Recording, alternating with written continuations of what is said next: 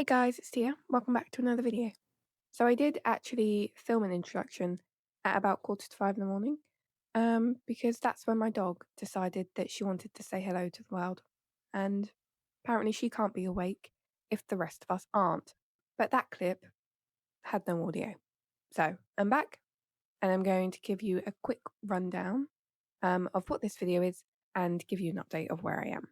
So I love reading challenges. Specifically, I love 24-hour reading challenges. But I can't go a whole 24 hours of just reading. I can't. I like sleep too much. And I don't have 2 days off in a row from work for a while. So I thought instead what I could do is how much can I realistically get read in a day? If I dedicate all of my time to reading outside of all of the other little bits and bobs that I need to do, like, cook and shower and all of that stuff. If I dedicate a full day to reading, how much can I get read? So that's what we're doing. You should have seen a couple of clips of me reading, but I did, at 4:45 in the morning, start Hangs a Man by Shirley Jackson. And I can say now at 9:06, I have finished. So I thought I'd give you my thoughts. My very, very slow, my very, very tired thoughts on this book. So, Hangs a Man. The back cover says Natalie Waite, daughter of a mediocre writer and a neurotic housewife, is increasingly unsure of her place in the world. In the midst of adolescence, she senses a creeping darkness in her life, which will spread among nightmarish parties, poisonous college cliques, and the manipulations of the intellectual men who surround her as her identity gradually crumbles. That gives you kind of a sense of what happens in the book. And also it doesn't. But also not a lot happens in this book. So I suppose it does its job. So Natalie is a girl navigating loneliness in a world where she's basically an outcast. She thinks differently and she sees different things in people. She creates things in them. It's kind of like she's dressing them up in characteristics, trying to see which one looks better for herself. I don't know if that makes sense, but Natalie, she doesn't really know herself. She doesn't really know who she is. She suffered a sexual assault off page, but she did suffer a sexual trauma when she was just on the cusp of discovering herself. And I think that really changed her. It stunted her almost. So this book is really just about the coming of age of someone who is alone and scared of the world. It touches on wealth. It touches on dysfunctional families.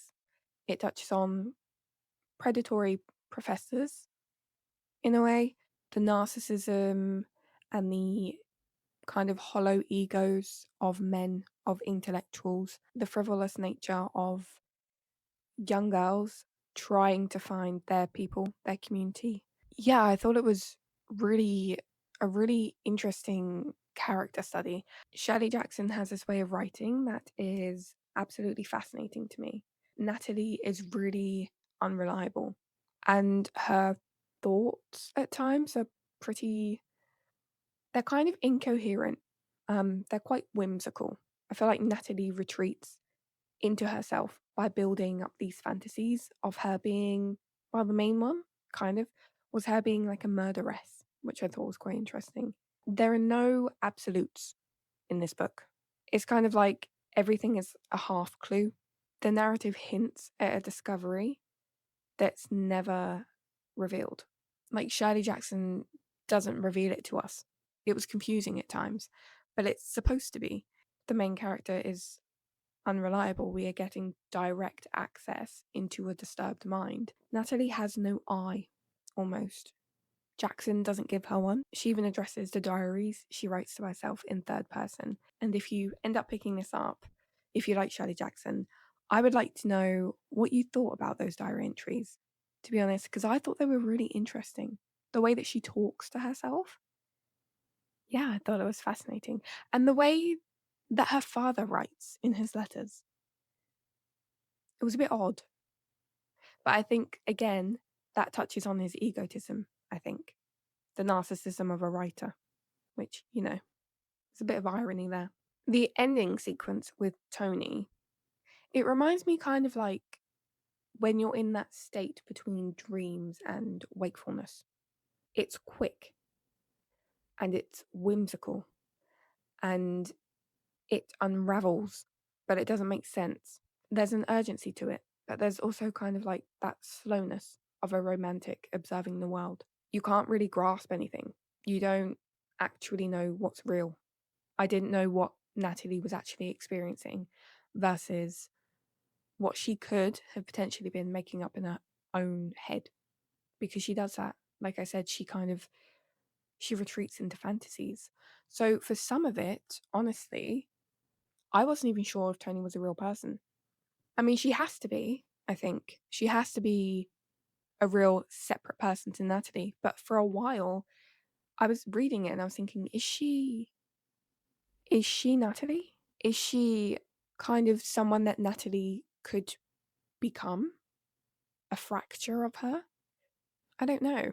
But this is what I mean. Like, I didn't know what was real, what was actually happening, how much Natalie was reading into the things that happened and viewing them the wrong way. Reading this book was kind of like going into a trance for me. It's dangerous and it's unique and it's expertly written, and I can't really separate my thoughts on it very well. I can't separate my thoughts enough to give a good review because I'm not even sure what my thoughts are. That could be because I've been awake for hours at this point and it's only like 9 a.m. But yeah, this book, I feel like this book is in me now. Like I'm warped and I can't grab a hold of my thoughts to actually talk about it because I was just completely consumed by the way that Natalie thinks. And Natalie doesn't think normally, if I can use the word normal. Nothing about the way she thinks is straightforward. I don't know. I loved this book. I love Shirley Jackson, so I don't think that's much of a surprise. This is the final one that I own that I haven't read yet. My other favourites of hers are The Haunting of Hill House and We've Always Lived in the Castle, which again probably makes me a stereotype, but I think that this one is up there. I think I would probably need to reread this and see whether or not it forces me to think differently, to think more, if I can pick up more things within it. I did tab it. I didn't annotate it, but I tabbed for quotes, as I always do. I tabbed for gender, because some of the beliefs surrounding the different genders and some of the behaviors surrounding the different genders I thought was really interesting. I tabbed for her fantasies and I tabbed for just the things about her that I found interesting, the way that she thinks. So I'll give you an example. She would not for the world have told her mother that she had a cavity in her tooth, but it was a pleasant change in her body since the day before, and she enjoyed it. That's odd, right? That's an odd thing to think, that you're enjoying a cavity, you're enjoying your pain because it's something different within yourself, because your body has changed in the day. You're noticing that's an odd thing to think. So yeah, I just tabbed for all of the little things that I thought was strange about her thought patterns. So that is Hangs a Man by Shirley Jackson. 5 stars. 5 stars. I'm definitely a fangirl of this author. So my favourite quote in this one, I don't know if I have a favourite. I don't know if I can say I have a favourite because I liked a lot. I liked a lot of the writing in here. Okay, I've chosen one. So this is from a letter Natalie receives from her father. You have probably found easier ways of evading enchantments than I shall ever learn. It has always been my opinion, you know, that princesses are confined in towers only because they choose to stay confined, and the only dragon required to keep them there was their own desire to be kept.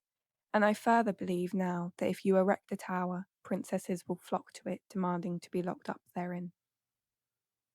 That's what her father sends to her. To my dear captive princess, from your devoted dad. So that's Hangsman. That's Hangsman. So, to be fair, I don't think we're doing too badly. If I'm going to do this for a day and see how much I can get read. What's the time now? 9:23, because I've been talking for a while. So I think what I'm going to do is I'm going to shower You won't see that. I'm gonna have something to eat, and then I'll come back and we'll decide what I pick up next. Let's hope it's something that doesn't require too much brain power, because I don't think I have it in me. I do not think I have it in me to do that. So I'll see you guys in a bit. A bit for me, a minute for you.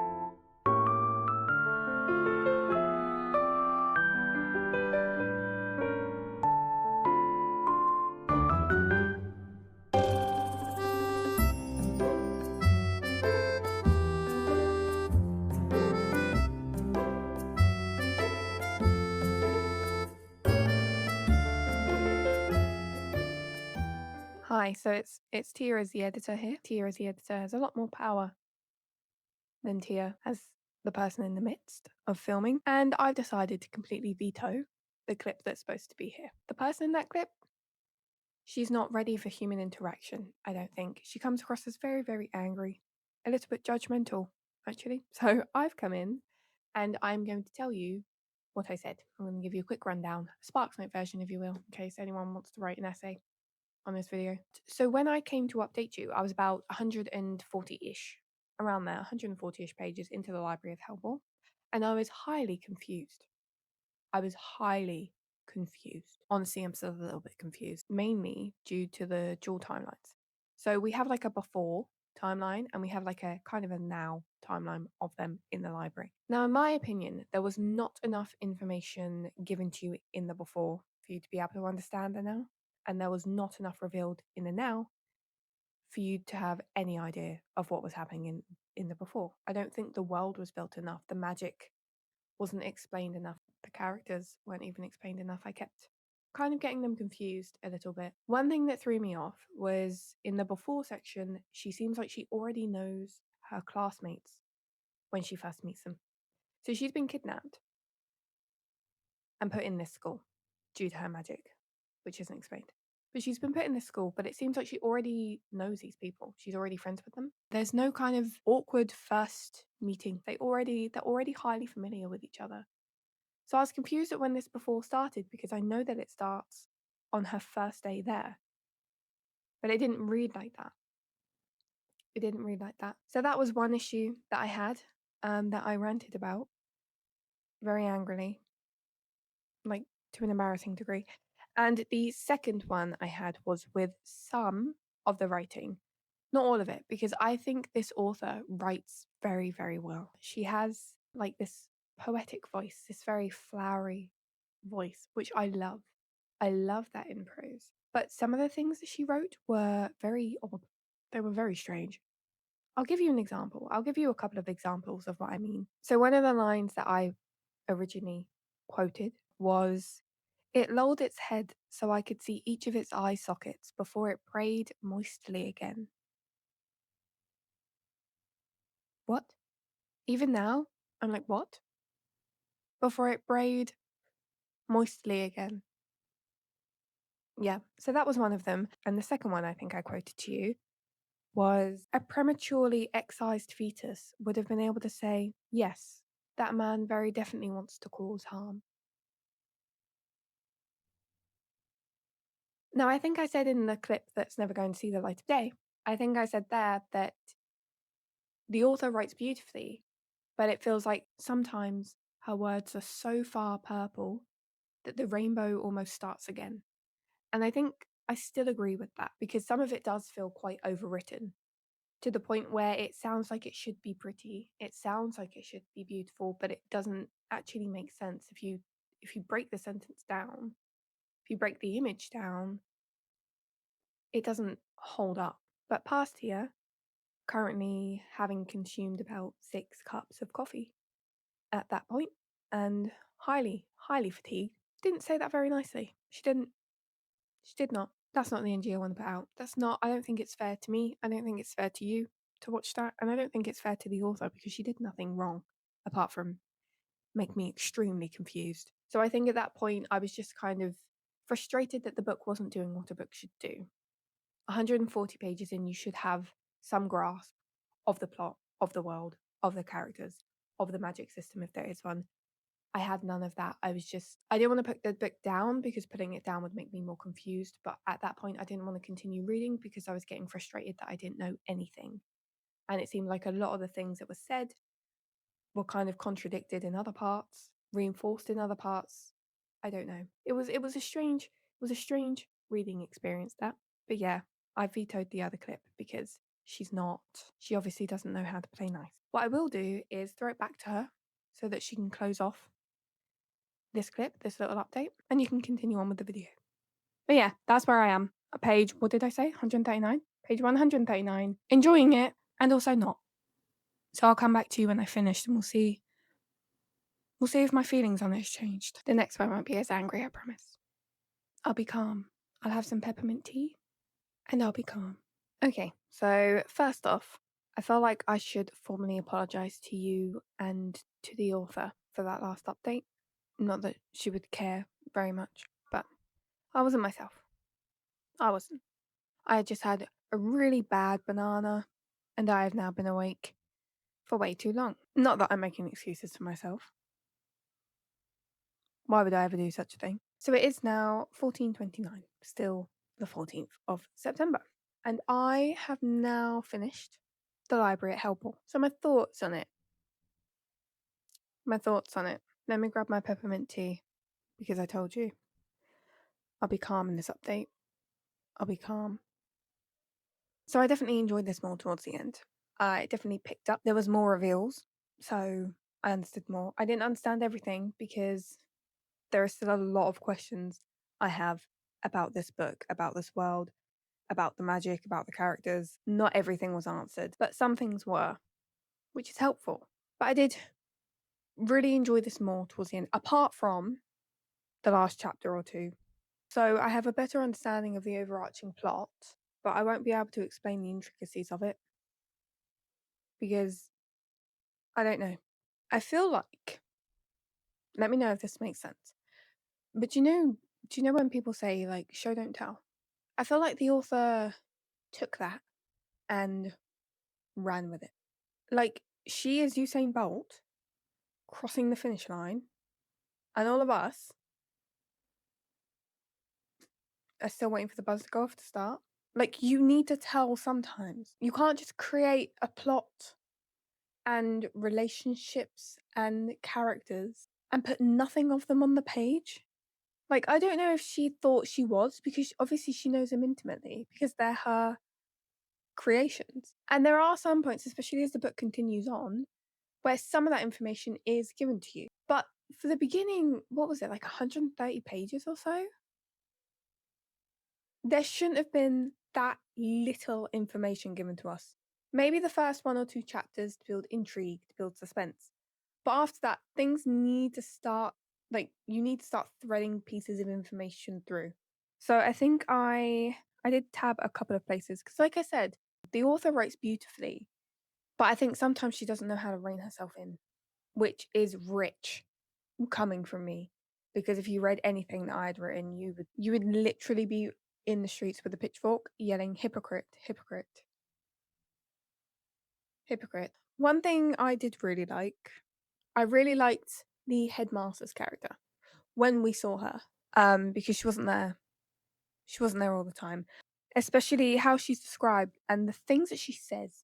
Now, she is kind of like humorously evil in a way. And by that, I mean there's nothing redeeming about her person. She is one flaw. That's all she is. She's a flaw. She doesn't have anything good going for her. The section where she's talking to our main character, I think it's page 149 and then it's 149 to 152. That entire section I really liked. I liked the way that she acted, that the word of God has less authority than my signature. And if you think you can escape the school, that there is any way you can leave without graduating, you're not only a vicious little creature, but a very stupid one. Do you know what I mean? I think the way that she speaks to her students definitely supports the evil figure that she is supposed to be. So I did actually really like her character. We didn't see an awful lot of her, actually. We really didn't. But I liked it when she came up. And I also really, really enjoyed the chapters that were, I think there were two. I think there were two. The ones where they were actually learning in the school. So they were actually in a lesson. So there was like a botany-ish lesson and a kind of anatomy lesson. That's very loose because they're learning about their magic and I don't understand their magic. So I'm just going to talk about them in normal people subjects. But I really liked seeing that. It's almost kind of reminiscent of Dark Academia, but not. I thought that was really interesting. I would have loved to have seen more of the things that they learn. I think it would have allowed us to understand the world more. That's all I wanted from this book. I just wanted to understand it. I just wanted to understand. There were a few more random sentences that I thought were odd. There are a few more random sentences that I thought were beautiful. In terms of character, I didn't really care about any of them, apart from maybe Gracelyn and Rowan. Portia, I didn't care. I didn't care about the mystery surrounding her. It wasn't set up well enough for me to care. Our main character, I didn't care. Adam, it took me about half the book to actually figure out who Adam was because I was like, he's just kind of like a carbon copy of Sullivan, and I'm not even sure who Sullivan is. I feel like there was enough distinction to be able to separate the characters, but there wasn't enough of the characters to be able to separate the characters, so I didn't care about any of them. Now, I'm a bit all over the place with this review because I really enjoyed aspects of this book, and I really didn't like other aspects of this book. I mean, as you can tell, I was confused for the majority of it. I just wish it was maybe slightly longer so that the author took her time to properly build the world. The timelines are what confused me the most. Or separate those more. Build them up slightly more. I don't know. I feel like now this I doubt very much everyone's going to feel this way, but I feel like this book was just how do I put it? I feel like it was just written for the sake of writing gore. I feel like it's an ode to body horror because that's mainly what it was. The powers weren't explained, but they all did something horrific to the body. Even the reasons behind the deaths, the school wasn't explained. It was just to kill people by doing horrific things to their bodies. I the way that the images, like the librarian, the arches in the library, the what are they? Flowers? The flowers, the wasps, the bit with the wasp. Everything was just I think it was just to see how much kind of body horror one could put into a book. So the plot didn't really matter. It didn't really need to matter because it was mainly just for the shock of the gore. Now, when I read horror, I actually prefer psychological horror. Gore's not my thing, not because I'm scared of it, but because I think sometimes, I'm not saying it's in this book. Please, please don't think I'm saying it is in this book. I think it was actually very well done in this book. So I actually enjoyed the gore in this book. But sometimes I feel like it is kind of like a cheat code to make a horror a horror.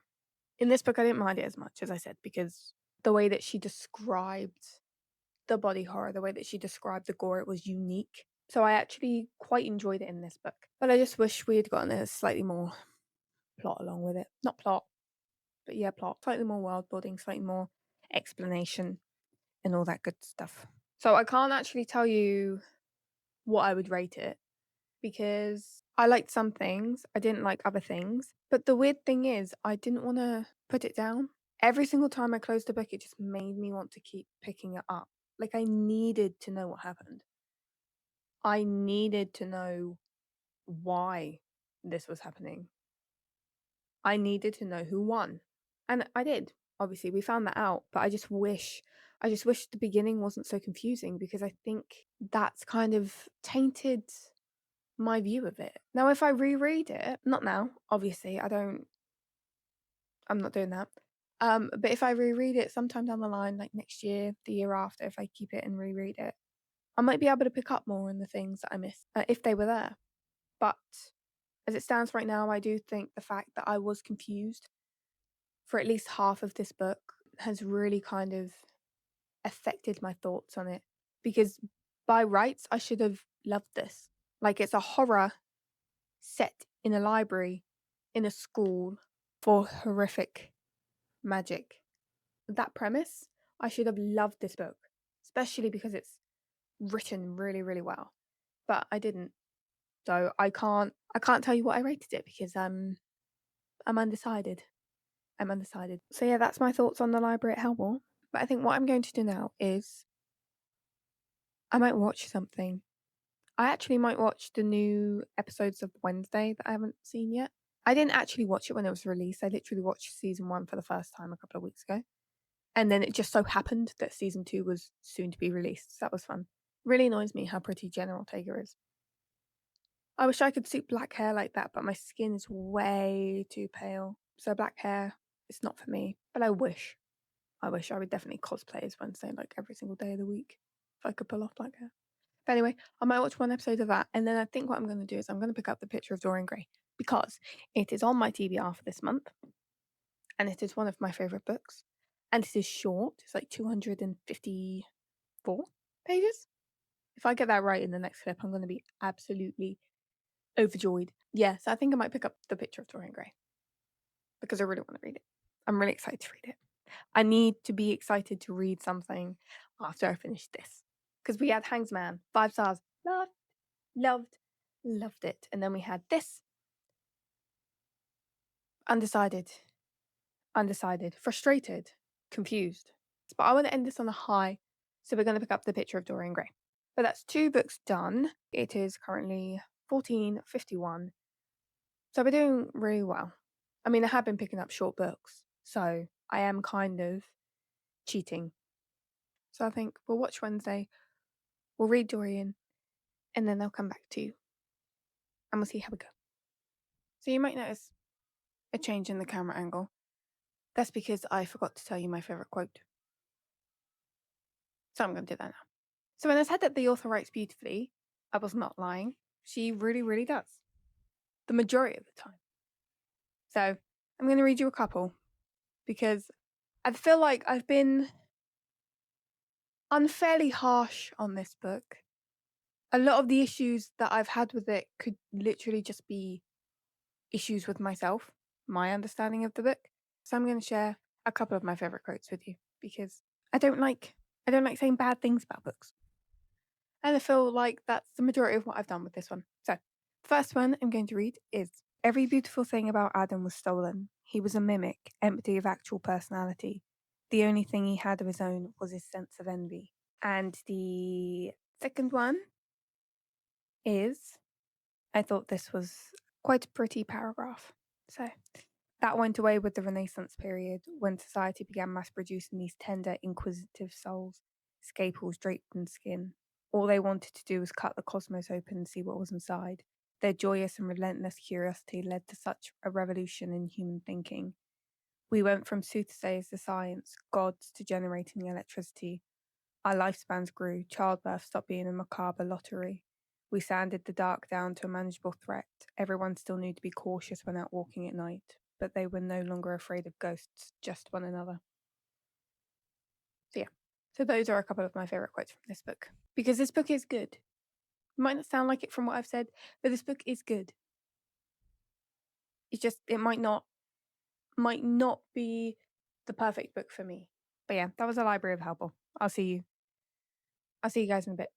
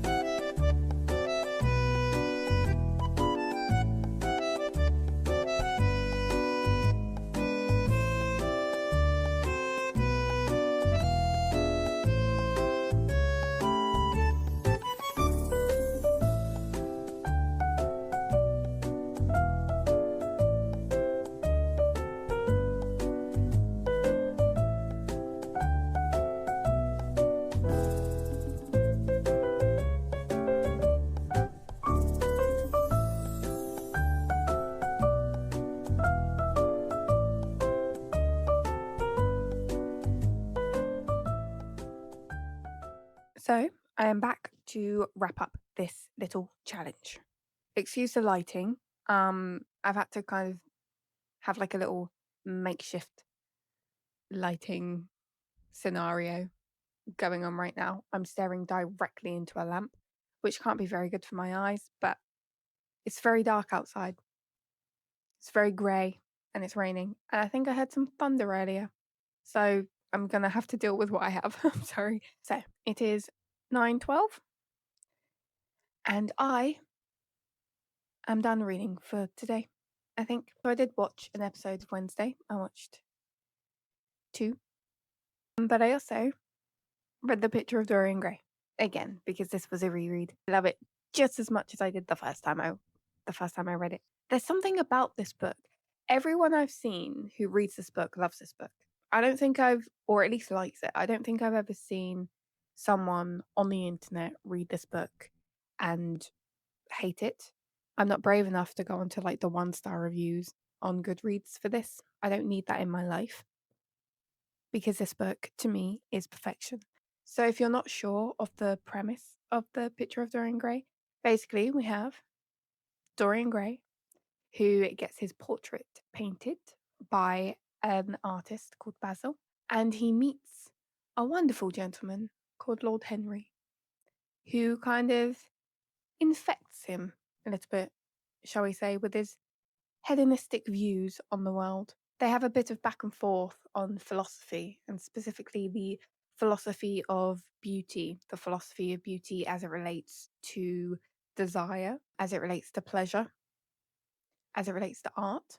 And it kind of corrupts Dorian. And then we see that corruption, that sin, reflected on a painting of him, on the most perfect painting of him. So yeah, that's The Picture of Dorian Gray, and I love it.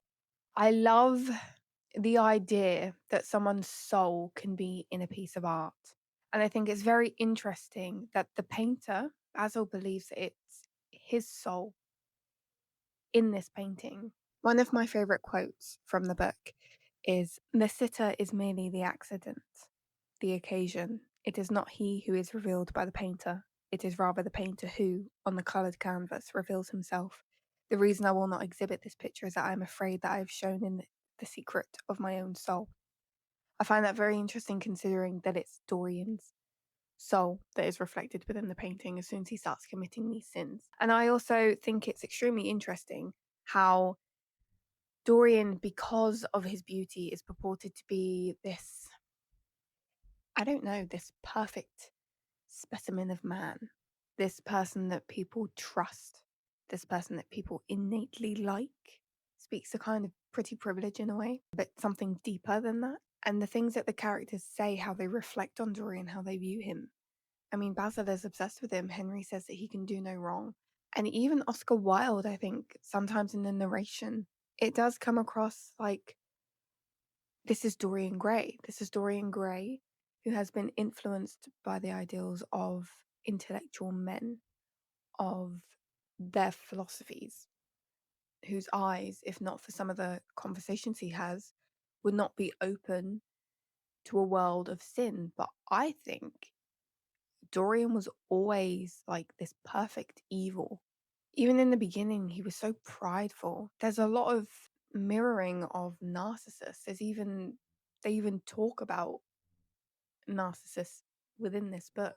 He's vain, he's callous, he's, I don't know, kind of inhuman at times in how he's described. And I just thought, even in the beginning, when he still had that naivety, he was evil, I think. Or if not fully gone, I don't think he was a nice person. And I think Lord Henry's influence definitely did affect him, but I don't think that we can say that everything that Dorian did within this book is purely because of Lord Henry, is purely because of the book that Lord Henry loaned him, that he blames, I think, sometimes, a lot of the times, for his behaviour.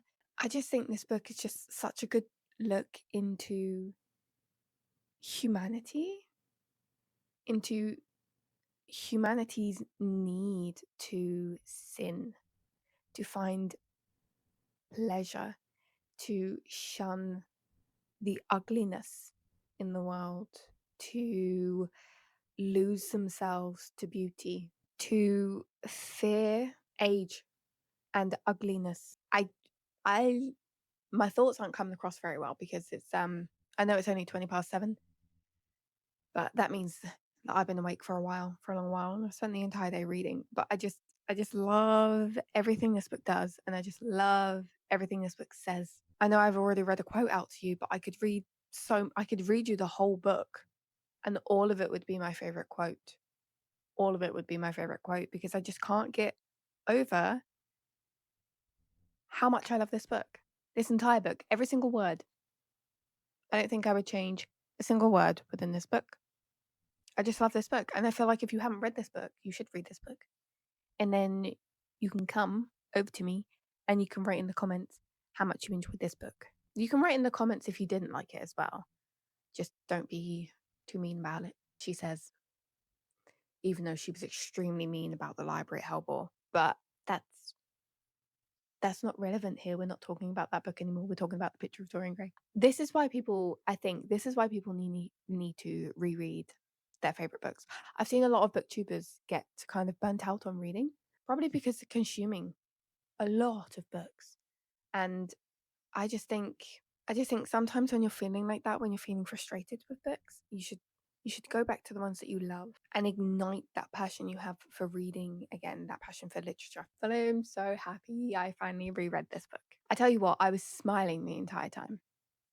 I picked it up, I read the first page, I smiled. I carried on reading, I was smiling, I got to the end, I smiled.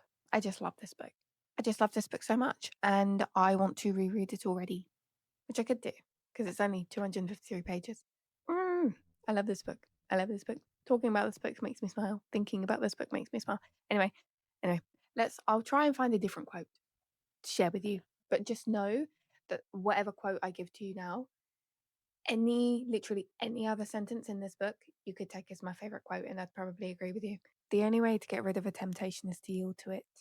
Resist it, and your soul grows sick with longing for the things it has forbidden to itself, with desire for what its monstrous laws have made monstrous and unlawful.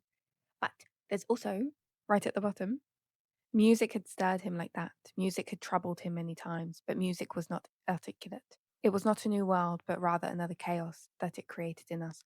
Words, mere words, how terrible they were, how clear and vivid and cruel. One could not escape from them, and yet what a subtle magic there was in them. They seem to be able to give plastic form to formless things and to have music of their own, as sweet as that of viol or lute. Mere words, was there anything so real as words? But wait. There's also, sometimes this was the effect of art, and chiefly of the art of literature, which dealt immediately with the passions and the intellect. But now and then a complex personality took the place and assumed the office of art, was indeed, in its way, a real work of art, life having its elaborate masterpieces just as poetry has, or sculpture, or painting. Every single line in this book could be my favorite quote. I love this book. I love this book. This is where I'm going to end this vlog. I love this book. So, to be fair, it's been a challenge, but I haven't been challenging myself. Does that make sense? There's been the only parameter was how much can I read in this day? There wasn't a goal. I didn't have a goal in mind of how much I wanted to get read. It was just seeing how much I could read. I have completed 3 books. I would get them all for you, but I'm freezing cold and I'm really tired and I can't be bothered to go and pick them all up. But just know that I've finished Hangsman, The Library at Hellbore, and Picture of Dorian Gray, which seems like a lot, but you have to remember that all of those books are short. Hangsman was 218 pages, The Library at Hellbore was around 280-ish, and then The Picture of Dorian Gray is 253. So really, if you think about it, if I had picked up something like Empire of the Damned, I wouldn't have even finished it today. So I've been smart. In terms of knocking things off my physical TBR, I've been smart. And I'm happy with what I've read. I had 2 5 stars, read a favourite author, reread a favourite book, and a book that has made me very passionate, has kind of evoked an extremely strong emotional reaction within myself, and that I'm, at this minute, quite unsure of. So this is where I leave you, on the final happy note of one of my favourite books. So I hope you enjoyed this little challenge. I've enjoyed my day. So yeah, so if you liked the video, maybe subscribe if you want to see my thoughts on more books. And I'll see you in the next one, whatever that will be. Bye for now.